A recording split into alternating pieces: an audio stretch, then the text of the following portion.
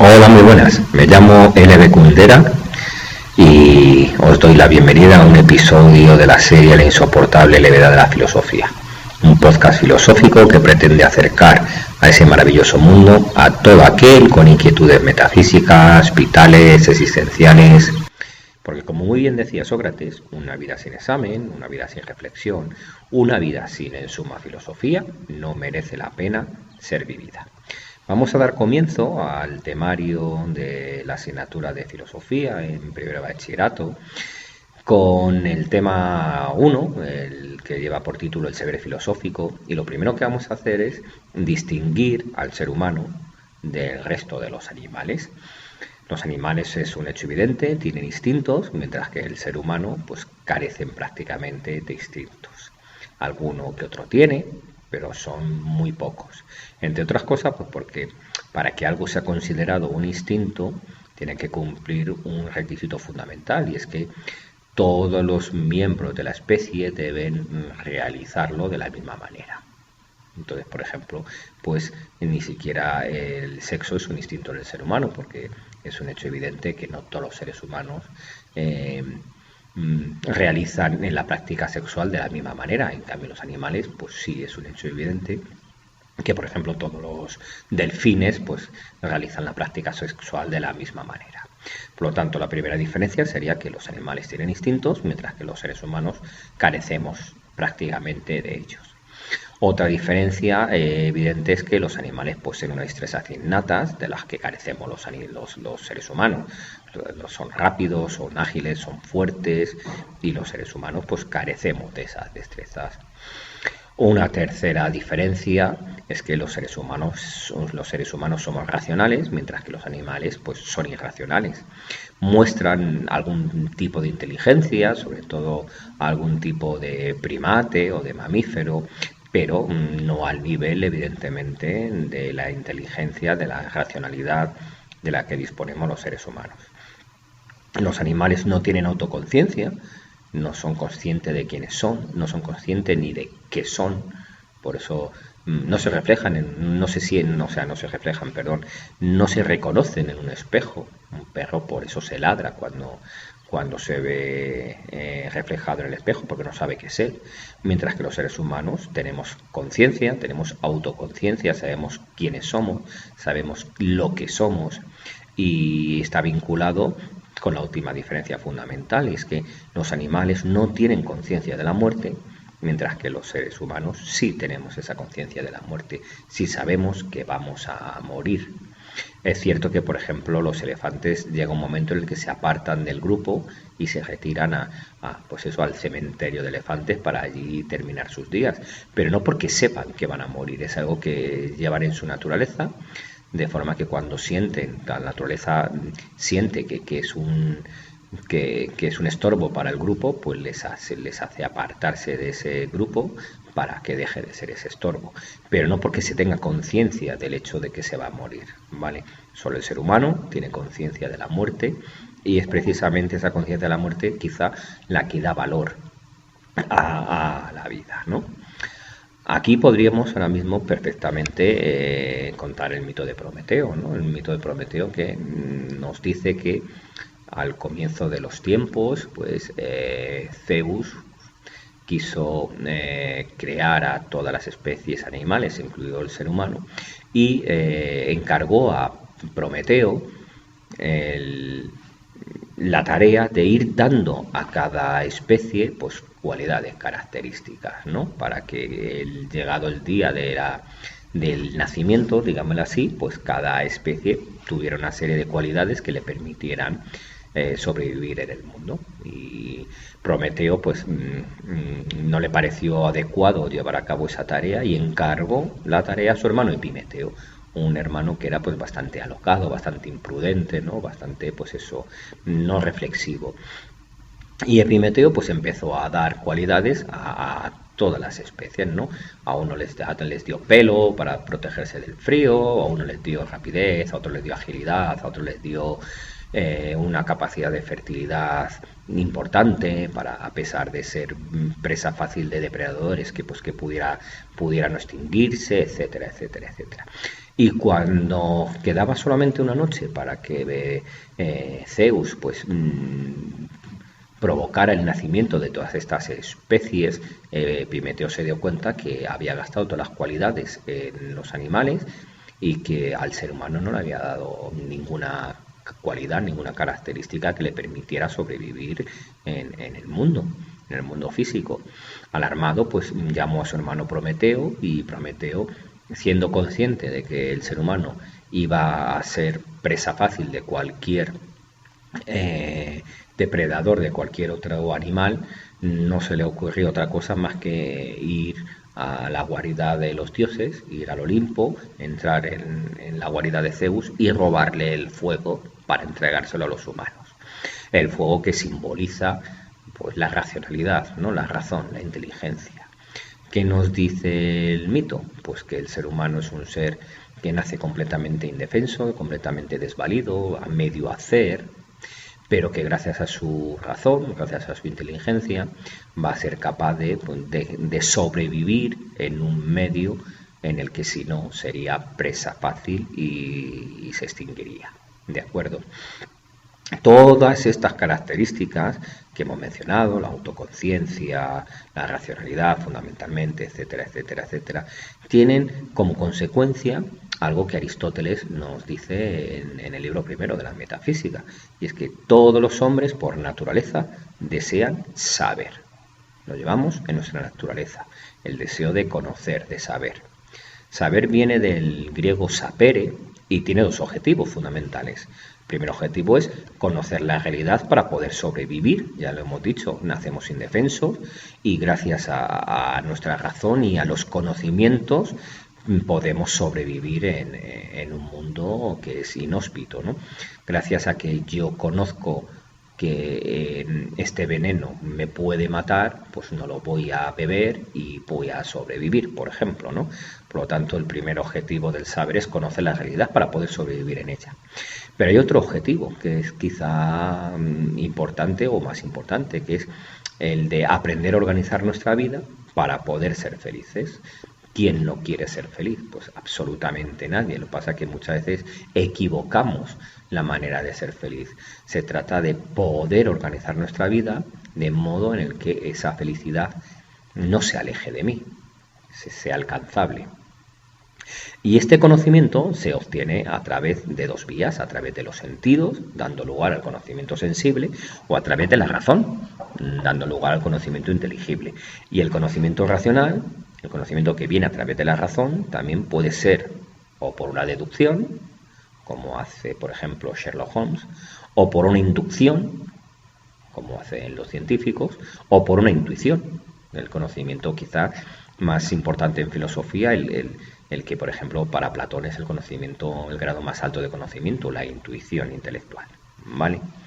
¿Cuántos tipos de saber podemos distinguir? Ahora que estamos hablando del saber. Pues el primer tipo de saber que podemos distinguir es el saber mítico, un saber que se basa en la imaginación, que inicialmente se transmitía oralmente, pero que más adelante va a ser fijado y escrito por los poetas, ¿vale? Entre los que destacan pues los dos más grandes, Homero y Hesíodo. Es un saber que está protagonizado por personajes divinos, personajes heroicos, ¿vale?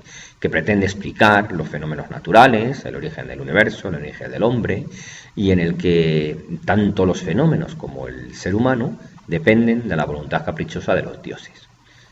Aunque es cierto que por encima incluso de los dioses hay una fuerza que se impone a todos, a dioses y a humanos, que es el destino, ¿no? Aquí se podría perfectamente contar la tragedia de Edipo, y como Edipo, queriendo que su destino no se cumpliera, queriendo no matar a su padre y no casarse con su madre, pues lo que hizo fue provocar que ese destino se cumpliera antes incluso de lo que se iba a cumplir, porque el destino es esa fuerza que se impone inevitablemente Repito, no solamente sobre las personas, sobre los seres humanos, sino también sobre los dioses. Un segundo tipo de saber sería el saber religioso, un saber que está formado por un conjunto de creencias que los creyentes consideran como verdaderas. Es un saber que se basa en textos revelados o en textos inspirados por Dios, pues la Torá para los judíos o la Biblia para los cristianos o el Corán para los musulmanes, y que ofrece un sentido a la vida, intenta responder a cómo surgió la vida, cuándo, para qué nos espera tras la muerte, etcétera, etcétera, etcétera. Un tercer tipo de saber sería el saber científico-técnico, que se basa en rigurosos métodos de observación y de razonamiento. A través de este saber, pues se conocen las causas de los hechos y su objetivo es dominar la naturaleza o producir determinadas cosas. Un cuarto tipo de saber sería el saber artístico, porque es un hecho notorio que a través del arte también se accede a un conocimiento de la realidad, ¿no? Muchas veces, escuchando una canción o leyendo un libro, obtienes un conocimiento, por ejemplo, sobre el amor, pues más profundo, más interesante, más revelador de lo que te puede decir la ciencia, por ejemplo. Y el último tipo de saber, el saber común, es un saber que se funda en la experiencia de la vida cotidiana y en el que se desconoce el porqué de las cosas, o sea, no se conocen las causas de las cosas. Un marinero un marinero puede saber que mañana va a llover pues porque ve alondras viniendo por el norte y su experiencia le dice que siempre que vienen por el norte alondras, me estoy inventando el ejemplo, ¿vale? No tengo ni idea si eso es así. Cada vez que por el norte vienen alondras, pues al día siguiente llueve. El marinero tiene un conocimiento, un saber común, sabe que va a llover, pero no puede decirte el por qué, desconoce las causas por las que va a llover. El meteorólogo sí sabe las causas de por qué mañana va a llover, pero el marinero no. Lo que pasa es que tiene un conocimiento que también le permite desenvolverse en la vida. Dentro de estos saberes, el que nos interesa a nosotros por nuestra disciplina es el saber filosófico, ¿vale? El saber filosófico que podemos dividir en dos grandes ramas. Está la filosofía teórica y la filosofía práctica. La filosofía teórica se pregunta cómo es el mundo, mientras que la filosofía práctica se pregunta por el comportamiento humano. Y dentro de la filosofía teórica podemos distinguir una serie de ramas. Por ejemplo, la lógica, que se pregunta por la regla del pensar. La metafísica, que podríamos subdividir en ontología, gnoseología y teodicea. La teodicea se pregunta por Dios en relación con el mal. La gnoseología se pregunta por gnosis, el conocimiento. Y la ontología se pregunta por las esencias. También estaría la antropología, que se pregunta por el hombre, o la filosofía de la naturaleza, que se pregunta por el mundo físico, o la filosofía de la ciencia, que reflexiona sobre la ciencia, sobre los avances técnicos, y la filosofía del lenguaje, que se ocupa del sentido, del significado y del uso del lenguaje. Dentro de la filosofía práctica, las ramas más importantes serían la ética, que reflexiona sobre las acciones libres del hombre. El ser humano es un ser moral porque es un ser libre. La filosofía política, que reflexiona sobre las comunidades políticas, sobre los sistemas de gobierno, cuál es el más justo, el más adecuado. La retórica, que indaga en la eficacia del lenguaje para persuadir, ¿no? Ya sabemos que la palabra es más poderosa que la espada, como dicen. La filosofía del derecho, que se pregunta por la legitimidad de las leyes, sobre si todas las leyes son legítimas o no son legítimas. Y la estética, que reflexiona sobre el arte y la belleza. Dentro de la filosofía, pues ha habido una serie de periodos que podemos englobar en 4 épocas distintas, ¿no? Está la época antigua, la filosofía antigua, que abarca del siglo VI a.C.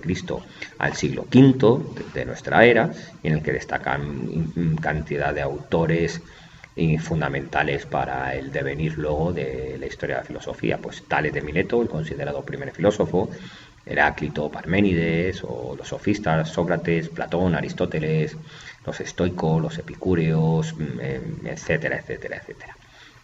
De ahí pasamos a la filosofía medieval, en la época medieval, que abarca del siglo V al siglo XV, y en el que, aparte de autores pues como Averroes o el famoso Guillermo de Ockham, destacan corrientes filosóficas como la patrística, o la escolástica. La patrística está formada por esos pensadores cristianos que quieren hacer entender el mensaje cristiano y que para ello pues van a adoptar ideas y conceptos de la filosofía clásica. El padre de la Iglesia más importante es San Agustín, Agustín de Hipona. Y la escolástica, que es esa filosofía cristiana desarrollada en las escuelas monacales y cuyo objetivo fundamental es hacer comprensible el conjunto de dogmas que han elaborado los padres de la Iglesia. Aquí destacan, por ejemplo, San Anselmo y Santo Tomás. En la filosofía moderna, que va desde el siglo XV al siglo XVIII, y en el que destacan pues autores también muy importantes en la historia de la filosofía, pues Kant, por ejemplo, ¿no? Y el criticismo, corrientes como el racionalismo, que defienden la confianza plena en la razón humana para conocer la realidad, con Descartes, con Spinoza, con Leibniz, el empirismo, que es esa corriente que solo capta como conocimiento válido el que se genera a partir de la experiencia, hasta el punto de que lo que no es accesible a los sentidos pues no es real, y con autores como John Locke o David Hume o George Berkeley. Y por último, ya la última corriente, la última época filosófica es la filosofía contemporánea, que abarca del siglo XIX pues a la actualidad, y en la que destacan una serie de corrientes importantes, pues como el idealismo, con Hegel, ¿no? Que sostiene que el fundamento de la realidad es de índole espiritual, ideal; el materialismo, con Marx, que sostiene que el fundamento de la realidad es de índole material; el vitalismo, con Nietzsche, que aporta como gran innovación la defensa de la vida, de lo irracional, frente a la racionalidad de la ciencia; el positivismo, con Comte, que concede que el único valor es la ciencia, lo científico, que es la garantía del progreso; el utilitarismo, con Stuart Mill, que sostiene que la mejor acción es la que produce la mayor felicidad y bienestar para el mayor número de individuos; la fenomenología, con Edmund Husserl, que tiene que ver con la investigación, con la descripción de los objetos, de los fenómenos, tal como se experimentan conscientemente, es decir, lo más libre posible de teorías, de presuposiciones. Y por último el existencialismo, la última gran corriente del siglo XX, con Sartre, con Heidegger, que se caracteriza fundamentalmente por la creencia radical en la libertad del ser humano, en su desamparo y en la convicción de que su existencia solo tendrá el sentido que uno quiera darle, ¿vale? La vida es un absurdo, no tiene más sentido que el que cada uno quiera que tenga. ¿Para qué sirve la filosofía? Sería la última pregunta que nos podríamos hacer en este tema 1. Una filosofía que es denostada por muchos y alabada por menos. Pues yo encuentro que hay cinco funciones fundamentales de la filosofía, ¿no? Por nombrarlas sin ningún orden especial, pues estimula una actitud reflexiva y crítica, lo cual yo creo que es fundamental y más que nunca en estos tiempos modernos convulsos que nos tocan vivir. Permite elaborar buenas argumentaciones, lo cual también es muy importante, pues eso, para desarrollarte, por ejemplo, laboralmente.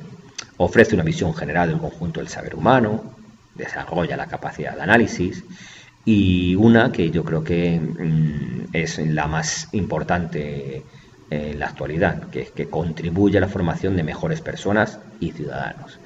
Yo creo que el mundo ya está muy lleno de maldad, de dolor, y que cuanto mejor eduquemos en la solidaridad, en unos valores fuertemente arraigados en Occidente, como la igualdad, la justicia, etcétera, etcétera, etcétera, pues mejor le irá al mundo.